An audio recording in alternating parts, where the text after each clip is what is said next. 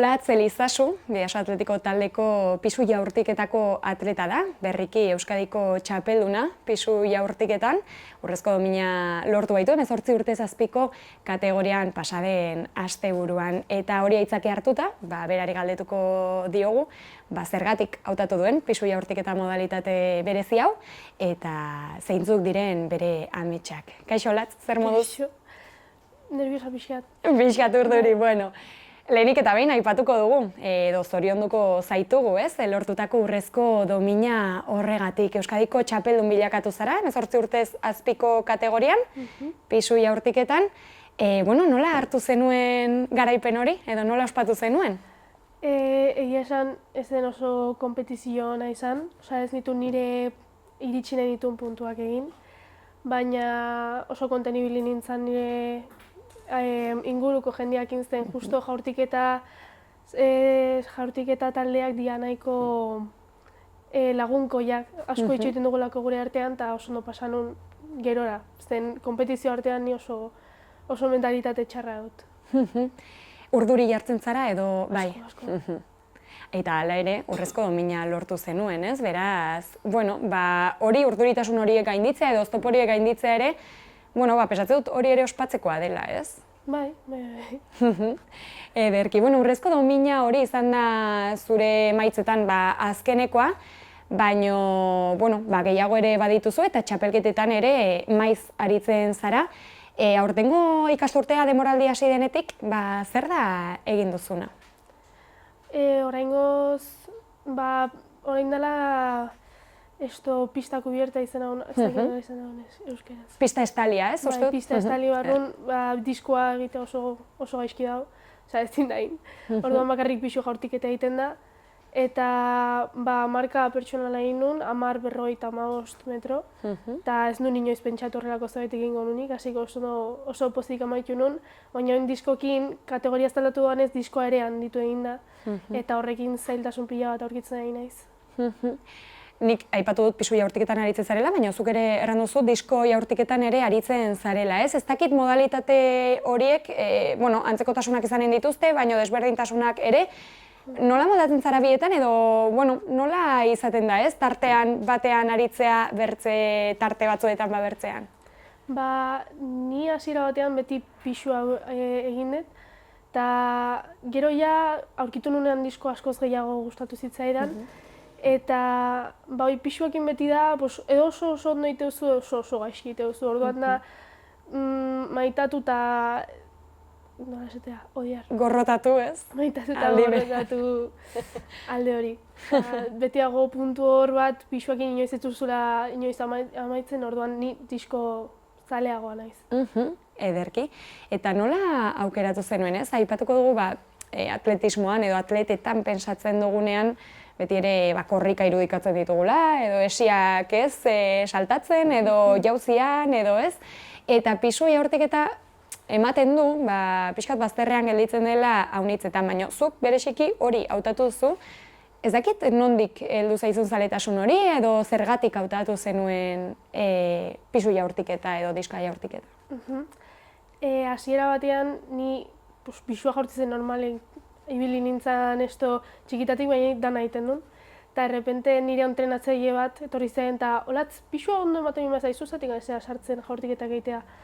Oso talde txikia gara gure artean, eta hasiera batean ez zitzaidan asko gustatzen, oso baztertua sentitzen nintzalako, zelako hain itxia behien artean oso ondo ematen zian, eta ni ez nintzen sartzen, baina geroz eta dedikazio gehiago jarriaz pila gusta ez zait, eta oso originala iruditzen zaidanez bertan geratu naiz. Ederki, aipatu duzu gutxi zaretela taldean, baina aldi berean ere familia bilakatu zaretela, ez? Horrek gutxi izate horrek ere laguntzen du, ez? Azkenean elkarri laguntzeko eta babes hori emateko, ez? Bai, hori da. Oso erlazio ona daukan nire gertukoekin, jaurtiketakoak beti ezagutzea gure artean beti gea berdinak. Eta gaina goi dago zen urte askotako pertsona gaude, ez gea danak kinta berekoak eta urte berdinekoak, adibidez, oso 20 urtetikan, eta ni 15-16 urte ditu ala, oso desberdintasun gaia dago. Ederki, eta hasiera batean ez, pisuan zentratu zinenean gehiago edo, hor ez dakit lehenagotik klubean bertan edo ezagutzen zenituen klubean pisuan edo aritzen ziren bertze atleta batzuk edo ez dakit erreferenteren bat eduki zenun pentsatzeko bera bezala izanen naiz edo bera bezala arituko naiz hortan, ez?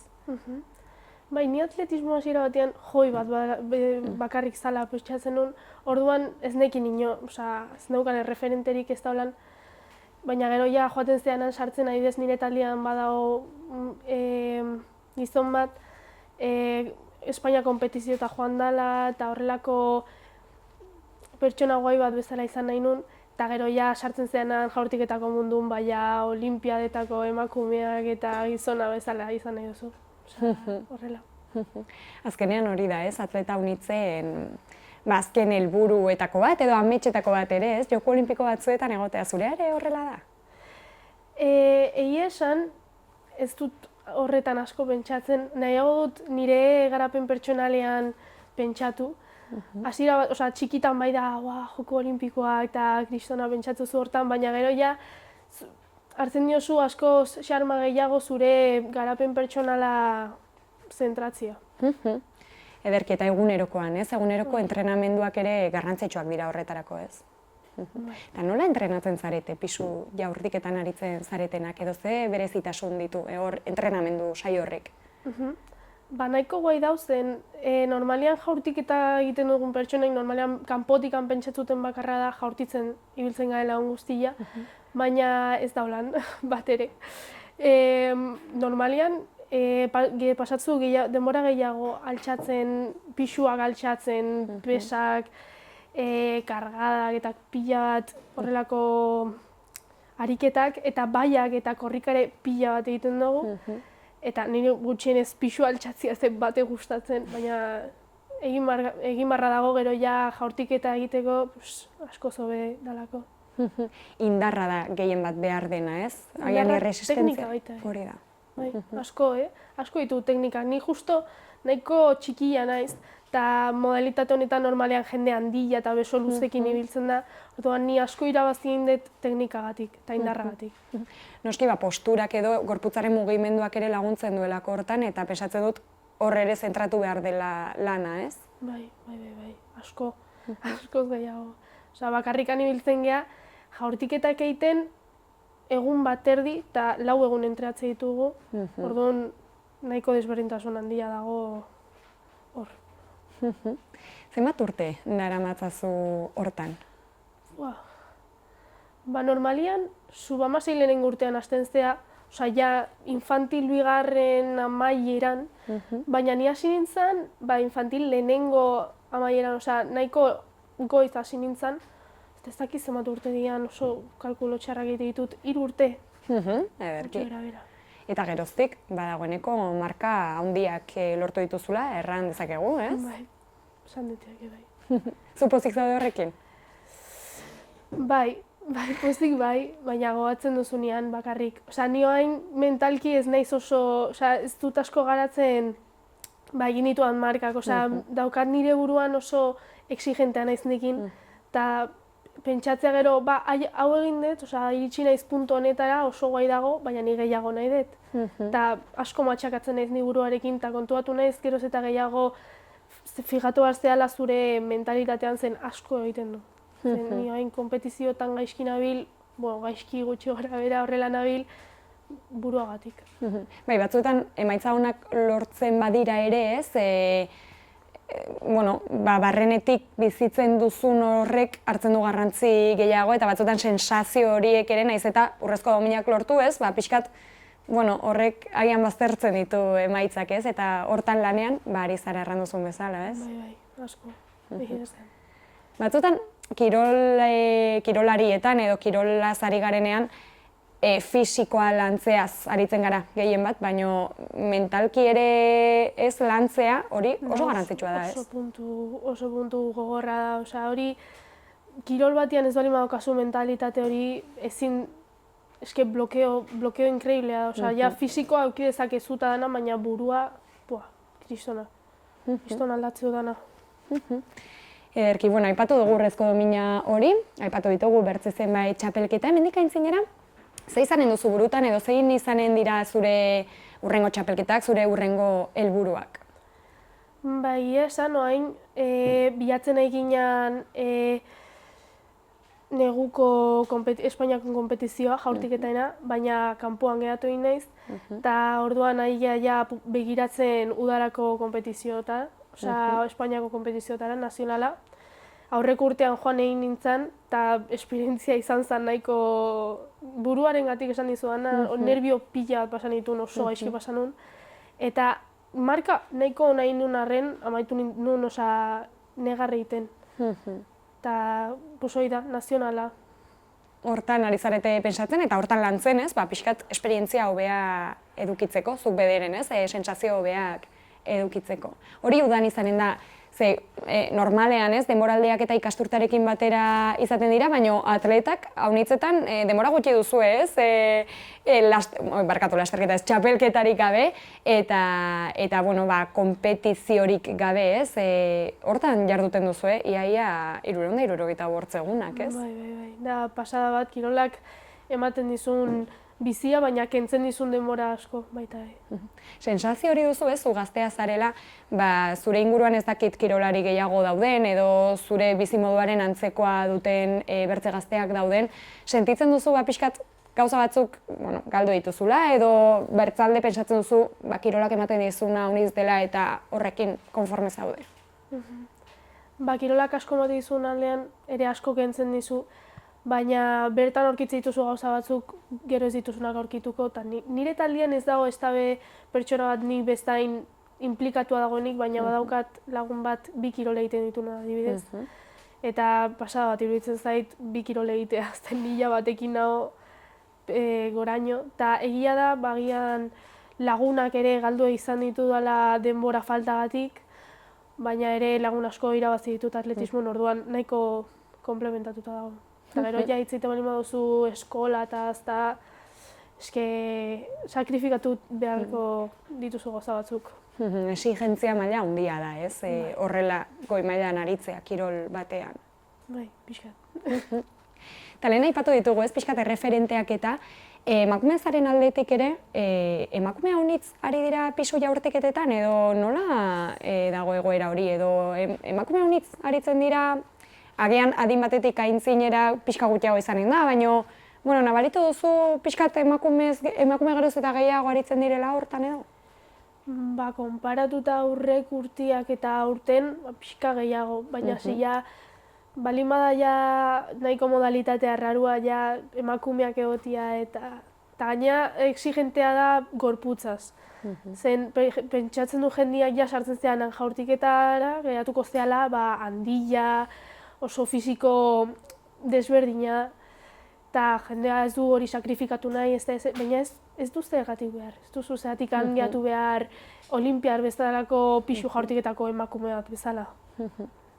Hori honitzetan aipatzen da, ez? Kiroletan eta gorputzaren egoera kontuak, ez? Normalen alderre besi irudikatzen dugu guk, ez? Agian argalegi edo arazoak janariarekin edo horrelako ez, trastornoak edo direnak. Kasu honetan aipatu duzu, handiegia izatearen beldurra. Hor ere nabaritzen duzu pixkat emakumeak zailtzen duela, ez? Agian emakumeak hurbiltzea pisu jaurtiketara eta pixkat kanpora begira ere gorputzarekin dugun harreman hortan ere eragina duela, ez? Azkenean kirolaria zara, osasuntxo zaude, ez? Fisikoki indartxo, baina aldi berean kanpotik jendeak hori ikusten du, ez? Agian handia dela pisu jaurtiketan aritzen den norbait, ez? Pixkat, ezakit nola erran, ez? Baina zigortzen duela edo, ez? Fisikoki bederen horrek. Bai, normalean pasatzen da eta horregatik ere da neskatxo txikiak ez dutela asko sartu nahi honetan ez da ere zen hori esan dudan aleno, asko ikusten dute telebistan kristoneko emakumeak indartsu daude. Baina gauza da oso handiak dienez, bisualki jende asko diezaiola asko gustatzen. Uste dut oso hori izaten dela normalean printzipalki ez zaiona gustatzen jendeari. Todo emakumei. Claro. Ederki, eta, bueno, lehen aipatu dugu baita ez, referenteak berriz ere aipatuko ditut ez, baina zuk, bueno, urrezko domina eskuratuta eta marka onak eginda eta Espainiako txapelketetan egonda ez, pentsatzen dut klubean bertan ere horrek eragina izan duela, ez dakit nabaritu duzun dagoeneko, edo uste duzun nabarituko duzula ez, agian neskatxo gazteagoak ez, zu ikusita hor, goi mailan eta pisua hortiketan bertze modalitate berezi batean, agian horrek ere erakarriko duela, ez? Edo neskato gazteago horiek animatuko direla, olatz bezala, ez? Izatera, edo saiatzera, ez? Izaten. Bueno, normalian pistan nahiko llamatiboak ea, no sé llamatibo. Deigarriak, ez? Bai, asko oso deigarriak ea, gu pistan zen gabiltza demargozian edo beste gauza arraro batzuk egiten, eta hain talde txikila eta desberdina asko deitzen diagula horrela txikitxoei pasatzen dienean ni haukat esto konpainero bat. Bai, taldekide bat edo? Taldekide bat oso handia dana eta mailu jaurtiketa egiten duna, eta jaurtitzen duen bakoitzen dana mue guztiak gehatzen dira txundituta. Eta ez dakit ona dan, ala txarra dan, ez dakit pentsatzuten ala zegoai ni hori nahi dut edo ala zegoai asekaz. Baina uste dut, badaudela, neskatxo batzuk pentsatze dutenak ez ere zaiela ondo ematen ni txikian nintzenean, ez nintzen ona ezertan. Eta gero ja agian onera sartzerakoan kontuatzen dira oso onak izan daitezkela zerbaitetan. Ederki, horrek laguntzen duen, eta bukatzeko, aipatu dugu ez, hurrengo udan Espainiako txapelketan egoteko intentzio duzula, edo hortan saiatuko zarela, aintzinerago begira ere, zeintzuk izan, edo zeintzuk dira dituzun ametsak ez, epe ertain luzean edo, hemendik, bortz 10 urtera, ez dakit zure burua ikusten duzun, honetan segitzen, atleta izaten, pisu jaurtiketan aritzen, disko jaurtiketan aritzen, ze amets dituzu edo zer lortu nahiko zenuke hemendik urte batzuetara? Oain gutxien nahi dudana da utzi, ez dut utzi nahi. Baina egia da, agian ikasketagatik sakrifizioak egin marko direla. Adibidez, egun gutxiago egin, edo eskini ez behindikan ez dut planteatzen ustea, ez da era batetikan, ez da bestetikan.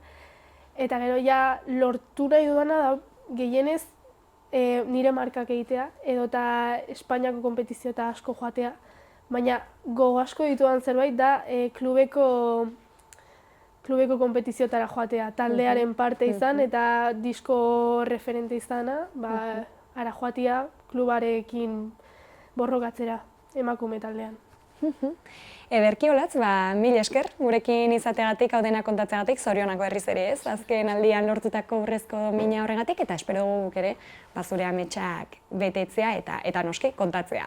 Beraz, mil esker berriz ere. Berdin, eskerrik asko.